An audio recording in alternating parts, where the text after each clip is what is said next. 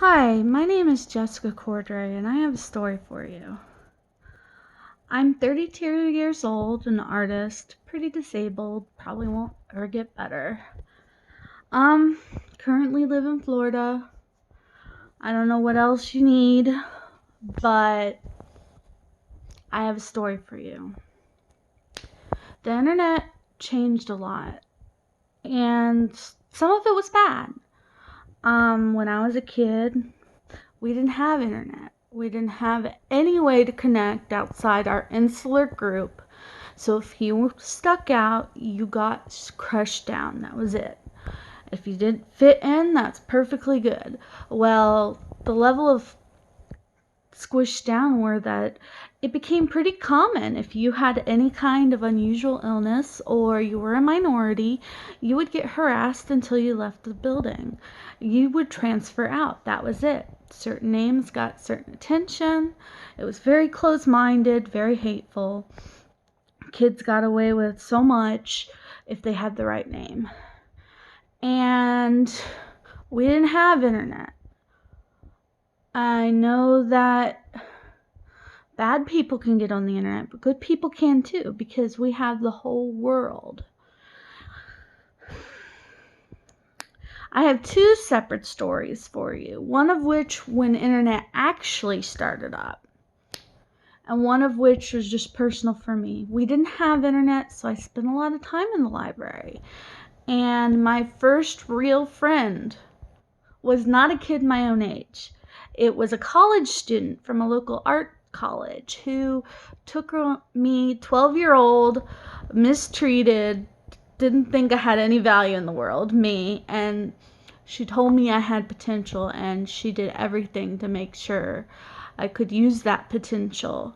And this was just some random nerd that saw a beat down, upset kid with nothing, saw a little bit of potential and nurtured it.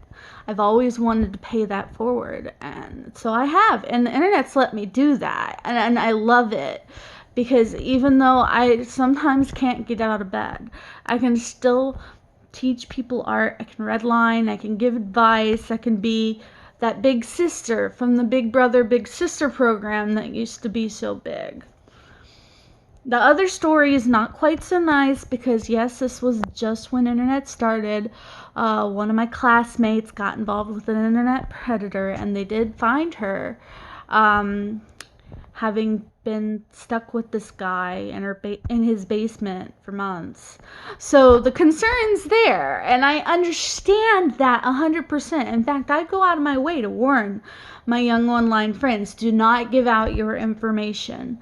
Do not meet anyone, but I know I can't stop you, so at least make sure someone's there, knows where you're at. So if anything happens, you could get help, because you can't stop kids from rebelling.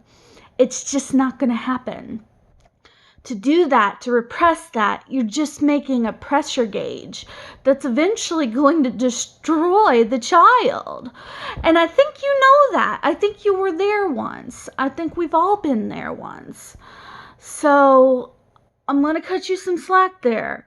I'm hoping you're empathetic. Now, do you want to know why this chick ended up in that guy's basement? It's because her mother and father made her feel so worthless that her opinion wasn't valued at all. That some random guy online made her feel more valued than her own parents did. Now, the two differences are, one, parent accountability is not forbidding. It's making sure they learn to make safe decisions. It's knowing what they're doing, knowing how they're feeling and why they feel it, not telling them to shut up. And if you do that, you get option two, where they're going to grow up and eventually they're just not going to want to be around you. And that's what happened to this girl. Freshman, new internet's new, and she's never going to get over that, and it's all her mother's fault. Because if she had felt safe to go to her mother about these things, felt safe to confide and talk to her, then this would have never happened. Moderation is perfectly okay. It's not only acceptable, it's understandable, it's responsible.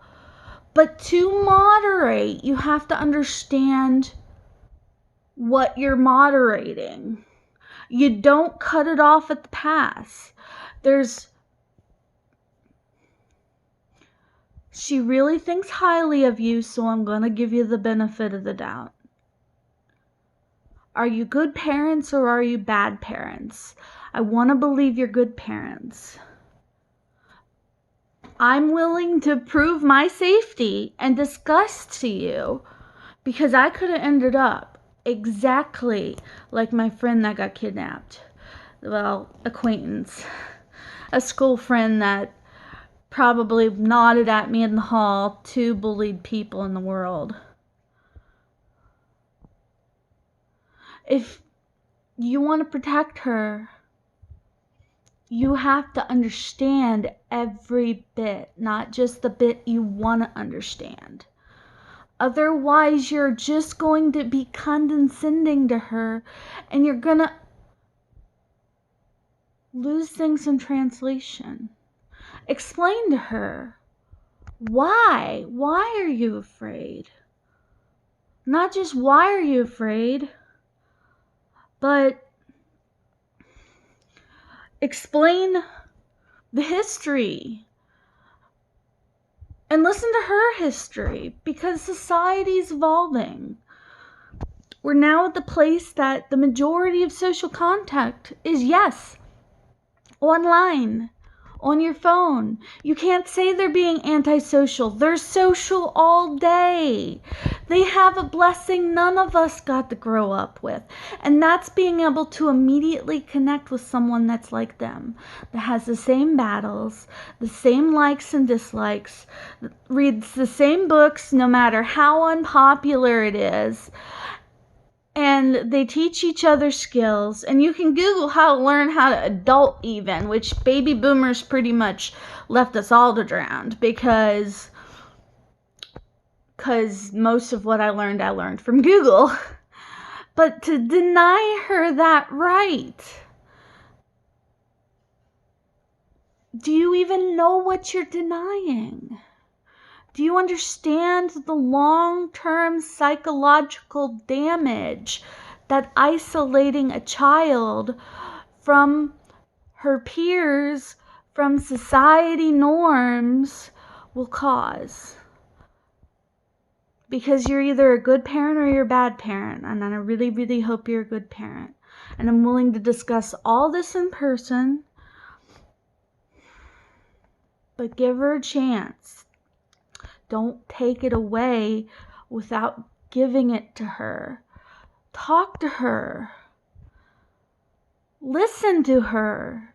Don't condescend to her. She's at that point, she's a little adult. She's starting to form her personality, her character. Don't make that personality formed in bitterness, because I've seen what happens to kids like that.